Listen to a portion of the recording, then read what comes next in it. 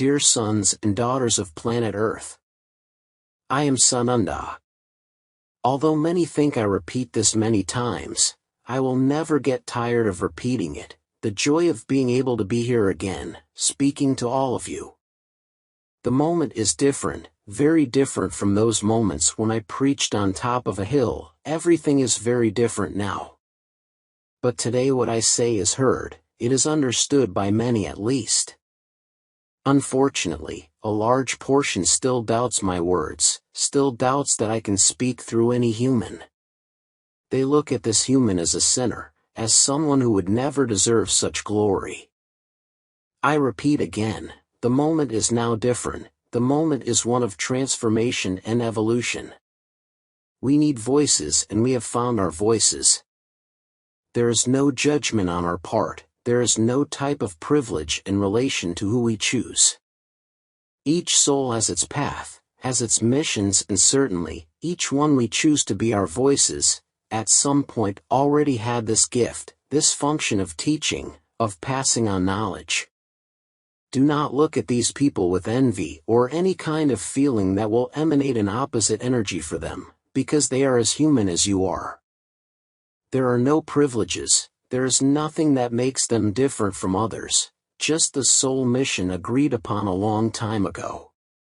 Today these people are just fulfilling something they promised, something they agreed with us, and we don't see the journey, we don't judge the journey of the soul. Because if we did, we wouldn't have anyone who could be our voice. Because all souls who lived within the third dimension made mistakes, serious mistakes, simple mistakes, walk the road of non-light sometimes, but we don't judge them. The moment is pressing, the moment is urgent. It is clear that each of these souls is perhaps suffering a much more difficult journey than the others. Because they have this mission, they need to rise, they need to evolve. And all the cleaning, the structure, the evolution, is being carried out by us, and don't think it's being easy. For the most part, the channels on this planet will continue to be our voices for a long time yet, but they will need to broaden the spectrum as far as they reach. And for that we have to take care of them with great affection and care, so that they are not affected by the negative wave that is on the outside. All are exposed, all are targets, but all have our protection. However, they have their own journeys of evolution and learning. And it hasn't been easy. I repeat, the journey for them has been very complex, demanding, tiring, often exhausting.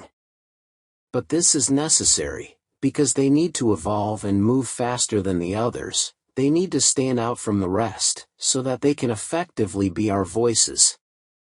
My sons and daughters, we are not here playing, we are not here passing on messages. There is a context, there is the moment, and each moment is a moment. Many are awakening and we need to attract them to the light, to our teachings. And this is what we have done. Many will arrive avid, pressing for a response or several. Thirsty for wisdom, thirsty for understanding, and it will be these voices that represent our voices, that will guide the brothers who are arriving. No one will be a shepherd. We will be the shepherds, the channels are just our voice. They do not have the mission to attract or teach anyone anything, this is not their mission. The mission is ours through them, each one of them can follow their path as they choose, they can help their brothers as they choose, and we will always be close guiding and helping.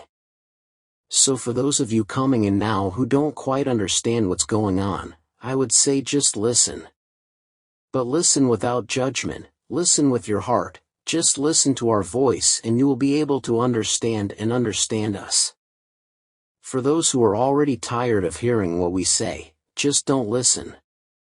If you think you are ready and fully understood about everything, congratulations, go on your lonely walk. We don't demand that you listen to us, we don't demand that you be true to our words. We don't oblige anyone. Just what is important is that when you listen to what we say, that it is with the heart, not with the ego, not with the mind, because both can easily deceive you and take you out of the way, exactly making them understand, this you already know, you don't need to hear more. This is the ego speaking, because if you knew everything, if you had learned everything, you would no longer be in the third dimension, you would already be evolved. We don't force anyone to listen to us, listen to whoever wants to. But let this hearing be from the heart, because in any other way, you won't understand, and you'll get tired of listening to what we say. Be aware, the ego still speaks, the ego still operates in most of your minds. Leave him in control and you'll lose the way. But as we always say, each with their choice. To close this message of mine today, I will leave some guidelines. Listen to everything with your heart, but listen when your heart asks. Don't listen out of obligation or because you think you have to listen. Seek your own evolution, seek your own understanding, do not depend on others. You think you are weak, unintelligent about some things in your world and you throw your inability to overcome that obstacle on top of the other. Is that right? You judge, you criticize, the mistake is never yours, the inability is never yours, so you throw it into the other's lap. Why? Everything is accessible to everyone, you just need to want to learn. But the ease of throwing the problem onto the other's lap is greater, so you do it and stay in that rhetoric. Oh, I don't know how to do it. Oh, I can't. Ah, this is complicated for me. It is a very calm rhetoric, as it justifies the unwillingness to overcome what you do not know, but which you could learn and know. Is this how you want to walk into the fifth dimension? Continuing independency, that the other solve obstacles, your problems? Stop and think, tomorrow there may be no communication and what will you do? Are you going to go screaming down the street for help or are you going to try to solve the problem?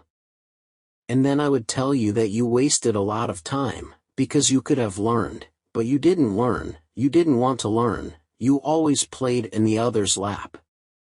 And then the day you need to act, you won't know how, because you've always depended on the other. This hasn't changed much, we talk and you don't change.